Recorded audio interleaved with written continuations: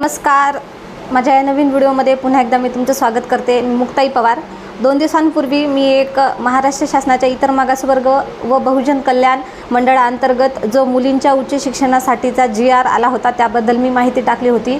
तर त्यामध्ये अनेकांनी कमेंट्स केल्या आणि प्रश्न विचारले आणि त्यांच्या या प्रश्नांचं उकले करण्यासाठी आजचा हा मी छोटेखानी व्हिडिओ तुमच्यापर्यंत पोहोचवण्याचा प्रयत्न करते आहे.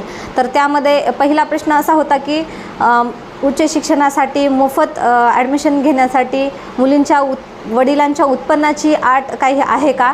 तर हो, तो जर GR तुम्ही पूर्ण पाहिला असेल किंवा पूर्ण वाचला असेल तर त्यामध्ये अट आणि इतरही काही नियम सांगितलेले आहेत. त्यामध्ये मुलींच्या वडिलांच्या उत्पन्नाच्या अटीविषयी सांगितलं आहे की ज्या मुली ह्या कास्टमधून ॲडमिशन घेतात त्या मुलींच्या वडिलांना काही अडचण नाही किंवा त्यांना उत्पन्नाची कुठलीही अट नाही.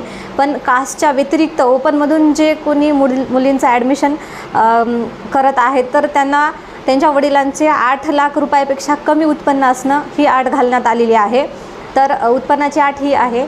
आणि दुसरा प्रश्न असा होता की काही संस्था ज्या आहेत, ज्या वैयक्तिक किंवा प्रायव्हेट संस्था आहेत, त्या नर्सिंगसारख्या किंवा इतरही कुठल्या व्यावसायिक शिक्षण घेत असताना, उच्च शिक्षण घेत असताना डोनेशनची मागणी करतात, डिमांड करतायत.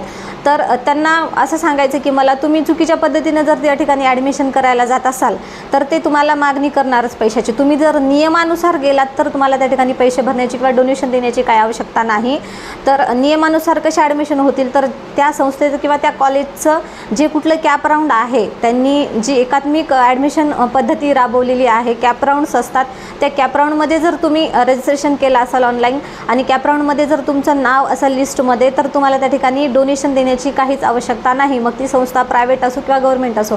जर ह्या एकात्मिक ॲडमिशन पद्धतीच्या व्यतिरिक्त जर तुम्ही त्या ठिकाणी ॲडमिशन घेत असाल तर तुम्हाला त्या ठिकाणी ते पैशाची डिमांड करतील किंवा मागणी करतील. त्या ठिकाणी त्यांना योग्य पद्धतीनं, आपण योग्य पद्धतीनं गेलात तर त्यांना योग्य पद्धतीनं जाब आपल्याला विचारता येतो. तर हे 2 प्रश्न मला मागच्या व्हिडिओच्या अनुषंगाने विचारले होते. तर ह्या 2 प्रश्नांची उकल करण्याचा प्रयत्न मी या ठिकाणी केलेला आहे. तुम्हाला आणखी जर काही प्रश्न या GRच्या माध्यमातून पडले असतील तर तुम्ही नक्कीच विचारा. नाही तर तो GR पूर्णपणे बघा, वाचा, लक्षात घ्या. तुम्हाला त्या ठिकाणी सगळ्याच प्रश्नांची उकल होईल. धन्यवाद.